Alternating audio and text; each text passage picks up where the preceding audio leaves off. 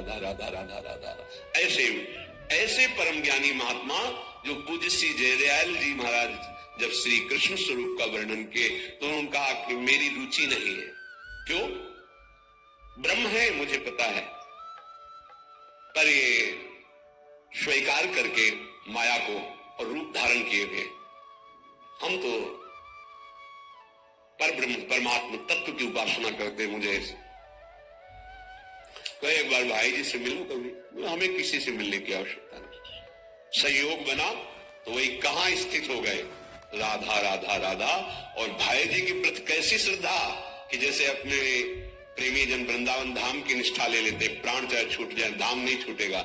ऐसे उन्होंने भाई जी के शरीर के साथ का क्षेत्र संन्यास लिया। जहां भाई जी का शरीर वहीं राधा बाबा का शरीर, जहां उनकी चिता लगी वहीं तीन छवा के पूरा जीवन व्यतीत किया। राधा राधा राधा। क्या चला जाएगा? जो तुम्हें चाहिए वो सब कुछ आ जाएगा। आप विश्वास करके तो चलो। वृंदारण्य मन्यान अपेक्षा, किसी की अपेक्षा मत रखो। वृंदावन का आश्रय ले लो, ये राधा नाम में प्रीति करवा देगा। इसके सिवा और प्रीति हो भी नहीं सकती। अगर कोई राधा बोलता है, राधा सुनता है, राधा जपने की भावना रखता है तो वृंदावन धाम उस पर बरस गया है। रेश वृंदावनस्य यत्तन्नाम स्फुरति महिमा रेश वृंदावनस्य। ये जो राधा नाम स्फुरित हो रहा है ये वृंदावन की कृपा से हो रहा है। और राधा नाम की कृपा स्मृति में बदलेगी। स्मृति ये किया नहीं जाता, जब किया नहीं जाता वो स्वाभाविक चलता है। जैसे कोई दिल को मसला करे एक आनंदमयी पीड़ा के साथ, राधा राधा राधा राधा जपते जपते ऐसी अतृप्ति की अभी हमसे जब होता ही नहीं, वो भजन होता ही नहीं जो होना चाहिए। बार बार फिर रोना, फिर पुकारना, फिर उनके साथ विहरण करना, ये सब प्राप्त हो जाता है। तो देहस्मिन् नति कुत्सिते त्यज वृथाध्यासम यथा संस्मृति।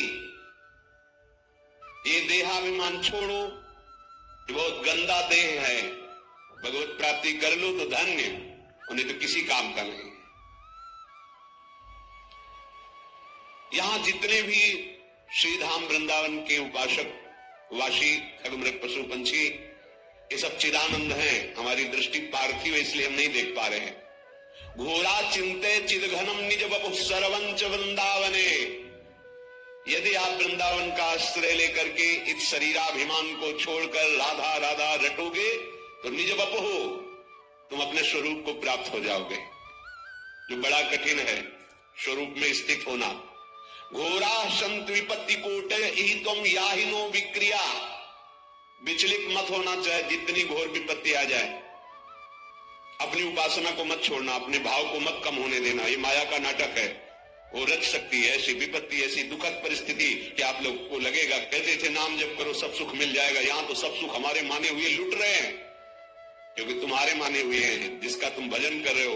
अब वो तुमको इन खिलौनों से हटाकर अपने साथ खिलाना चाहता है, अहो भाग।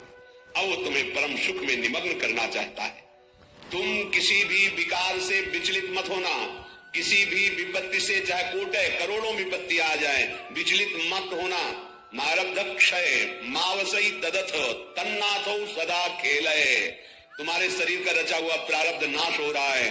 अब तुम्हारा वो शरीर तुम्हें अनुभव में आएगा जिसके तन्नाथो सदा खेले, अपने नाथ श्यामा श्याम के साथ सदा रहने को मिलेगा, खेलने को मिलेगा। उनके साथ हर क्षण हमारा व्यतीत होगा। सोचो कितना बड़ा लाभ हमें अपने प्राणाराध्य श्यामा श्याम के साथ रहने को मिलेगा। उनका उच्छिष्टामृत पान करते हुए उनकी लीला में महासुख में निमग्न। ये जब तक देह भाव है तब तक केवल सद असद क्रियाएं होती रहती है। ध्यान देना हमारी बात पर। उसी ब्रह्मानुभूति या भगवदानंद की छाया भी अनुभव में नहीं आएगी। ये अध्यात्म है, ये बुद्धि की धरा से नहीं, ये बुद्धि के लय होने पर होती है।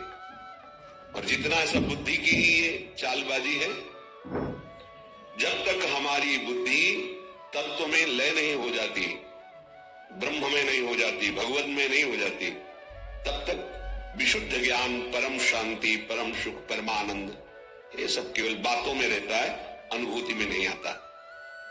इसलिए आदेश करते हैं, यदि तुम्हें सत्संग मिला है तो कम से कम थोड़ा तो विचार करना शुरू करो कि इस शरीर में नहीं हूं।